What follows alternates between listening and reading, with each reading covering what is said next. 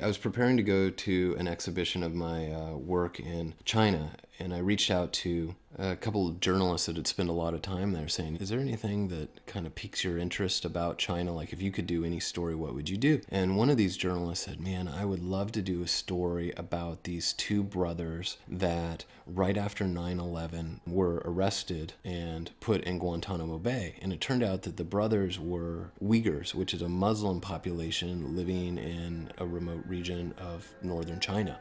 It was a story that I thought was important about when the U.S. government rounds up all these people, that there are consequences even if the people are found to not be terrorists. These two brothers had been rounded up with a lot of other people in and around Afghanistan and Pakistan, and they went through Guantanamo and the interrogations and all that stuff, and it was determined by the United States government that these men were not terrorists. They were in fact farmers.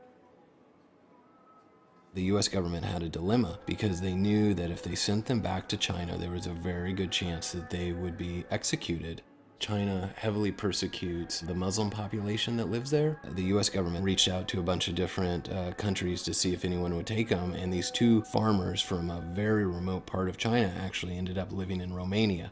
I went to northern China because I was very interested in seeing if I could track down the family of these two brothers. My fixer in that area, who was a Uyghur himself, was so scared that more punishment would be brought upon the families of these two brothers that he said, I can get you close, but I can't take you all the way, because there is a very good chance that they will be treated even more harshly by the Chinese government if they feel that journalists are trying to interview them. It's like they're guilty even though they were proven innocent.